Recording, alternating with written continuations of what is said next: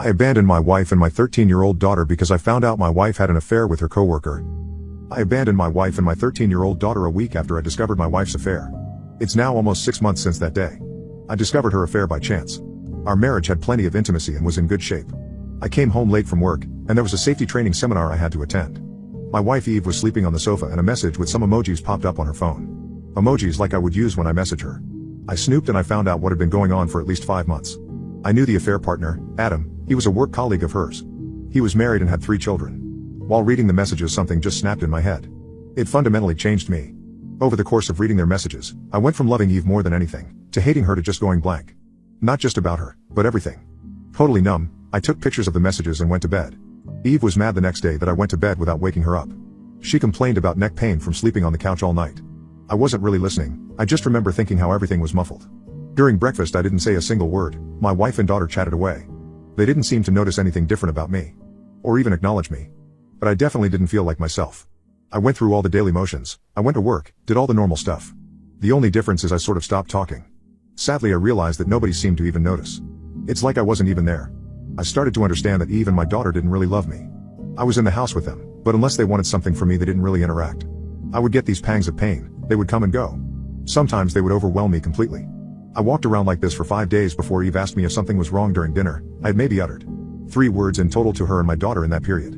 I didn't even answer her question, I just made a confused face, then continued eating. She seemed okay with that. The next day I didn't go to work. I didn't really have a plan. I put it in my car and walked around the neighborhood for a while. I ended up at the kitchen table waiting for the wife to come home. She came home with a few bags of groceries. She immediately started talking about her day while unpacking. I just sat at the kitchen table in pain. She didn't even look at me apart from one glance as she entered the kitchen. Daughter popped in and did the same. Their backs were turned to me and they talked about some trivial crap on sale. I have never felt so rejected, unappreciated, so alone. I felt totally invisible, like I wasn't there, or that I wasn't worth acknowledging. I was thinking back on our lives and all I could see was that they didn't care about me at all. They probably never did. I was an accessory to their life.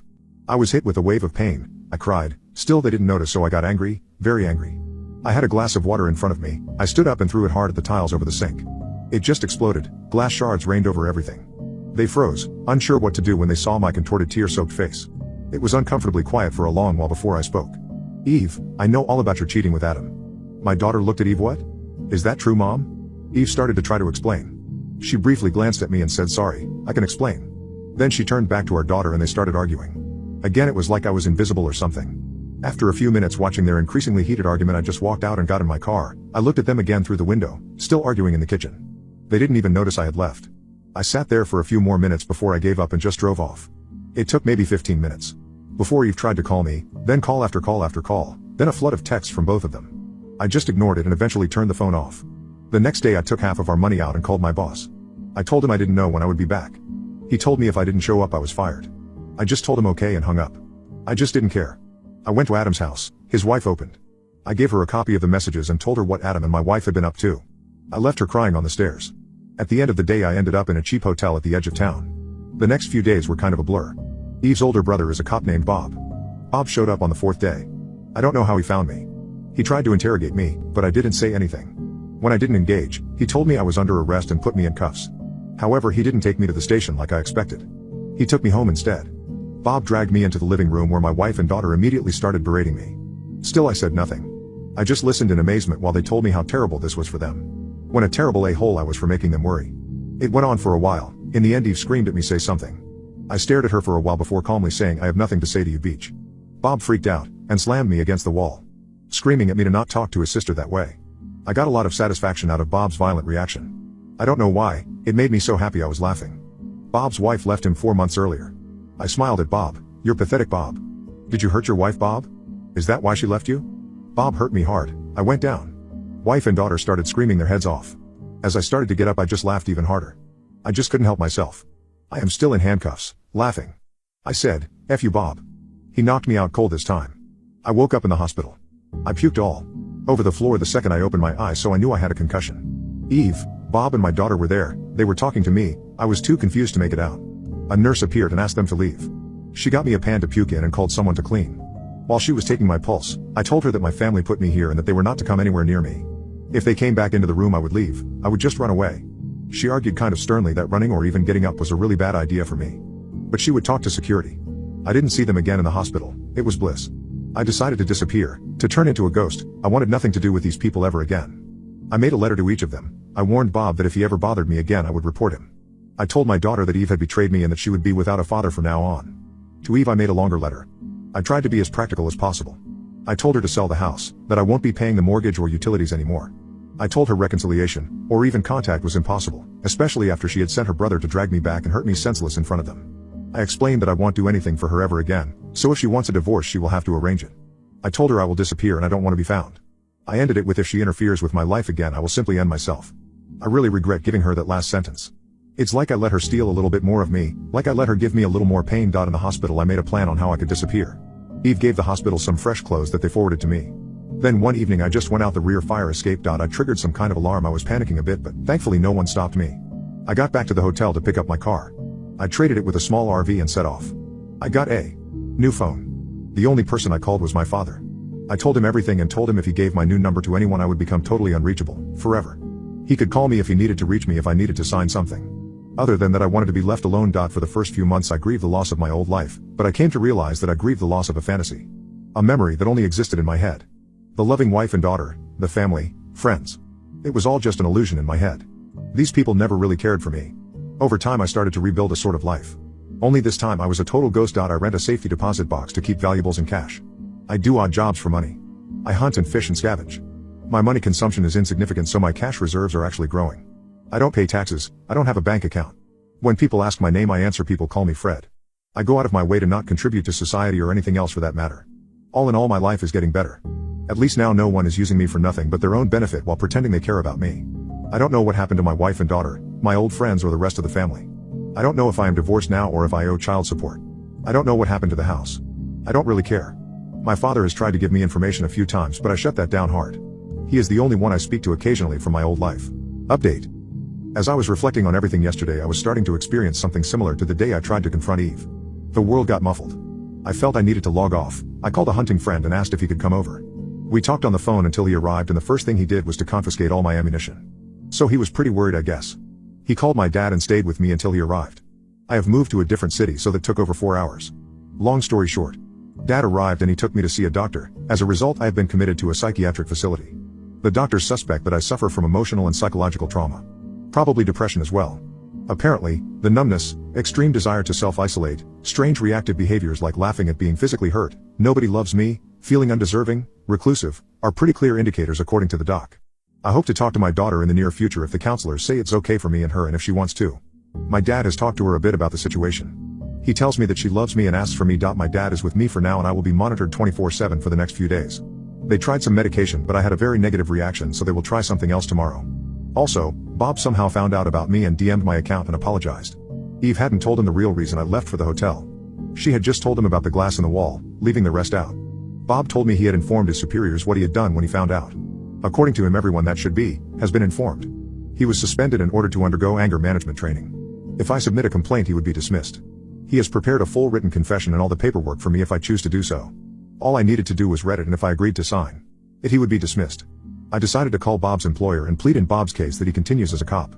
Bob visited me on Thursday. He had prepared all the paperwork for me to file a complaint against him. He made no excuses. He admitted his behavior was completely out of line. He apologized for losing his cool, and that it was entirely his fault. He pushed me pretty hard to file against him actually. But I have been thinking about him.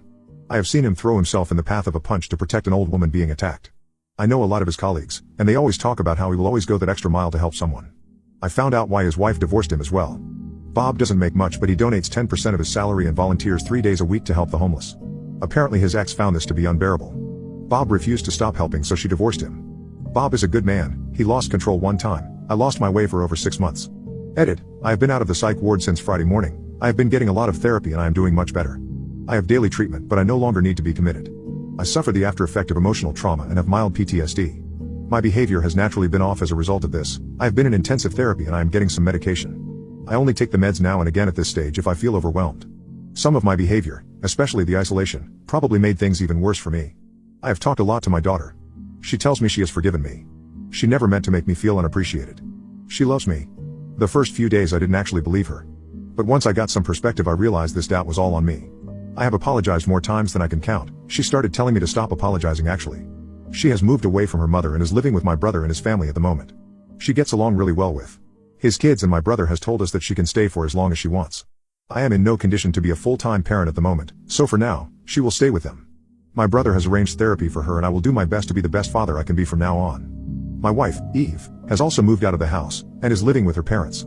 My father has been paying the mortgage for me, without me knowing. So the house isn't sold yet. I am not looking forward to going back there to all the memories. I have decided to sell the house and downsize to a tiny home and live a life closer to nature with less stress. I will try to rent or buy a plot of land and live as simply as possible, at least for a while. My daughter loves this idea and has been researching tiny homes like a pro. Adam, the affair partner, is trying to reconcile with his wife and has cut Eve off completely. Eve has been to my dad's house almost weekly begging for him to contact me and let her talk to me. If what her mother tells me is correct, Eve lost her job and is in a terrible way. Barely leaving her room at her parents' house, she is shunned by pretty much everyone according to her mom. I have found a lawyer today and will start divorce proceedings ASAP. I bought a whole case of my hunting buddy's favorite whiskey and spent Saturday night there, thanking him. He is a true friend. He probably saved my life. My wife's affair completely broke me and my family. I was so broken I couldn't even see it myself. Up until then I was sort of holding myself together by convincing myself that I was doing better. But the truth is I was hanging on by the tiniest of threads. Update 2. I've gotten a lot of therapy and I am fairly stable. My daughter is doing well. I am however a different person now. I have a hard time trusting people. Apart from my daughter I prefer solitude and I have a very low public profile in general. I don't know if I would say something is broken inside me. I guess you could say I am broken compared to who I used to be, but I am not unhappy. I am perfectly okay as a partial loner. I am just different now I guess. The house is sold and I bought a tiny home where me and my daughter live. It's not a tiny home like you see on TV. It has 2 separate bedrooms and a combined living room kitchen. It's in a secluded location on a forested hillside and it has a porch outside as big as the house and a wonderful view. I absolutely love the tranquility and the close proximity to nature in our new home. I am divorced, or almost divorced. It's just waiting for the formalities now. Expected time frame is 3 months. Soon-to-be ex has been begging me a lot for a second chance, almost daily, but she has not demanded anything from me. She doesn't try to excuse herself, she owns her affair. We used mediation and she has given me everything basically, all our assets and full custody. The only thing she has asked for is to be allowed to visit often so she can try to repair her relationship with our daughter. She has offered to cook and clean as well. But I don't want to feel like I owe her anything. I will keep the household operational, it's tiny anyway. And I need some chores for my daughter. I don't want her to grow up to be a spoiled brat. My daughter and soon-to-be ex relationship is very, very strained. We will have to see how it goes. From my perspective I have told her I want closure, but there is no way of repairing our relationship. We will be co-parents, that's it. I have insisted on split custody since it's cumbersome to undo full custody after the divorce is final. Now that I can think straight, I want our daughter to have a relationship with her mother. I have forgiven her and moved on. I will live my life as I see fit from here on out. As for the assets I will give her half at the last minute, or directly after the divorce. We built up these resources during our marriage so it's only fair she gets half. But I really want to see if she will go through with it, actually giving me everything. She is very remorseful and I find it helps my healing. Soon-to-be ex is still struggling. Some would say she is an absolute wreck. She is going to counseling, we all are, including family therapy for my daughter's benefit. I am determined to try to make up as much as possible for my daughter for my mistake. My daughter is very sharp. I believe she has forgiven me, but she watches very carefully how I act towards her mother. I am determined to be a good role model, so I will act exemplary. It's been incredibly hard to deal with the aftermath, but I am finally starting to stabilize.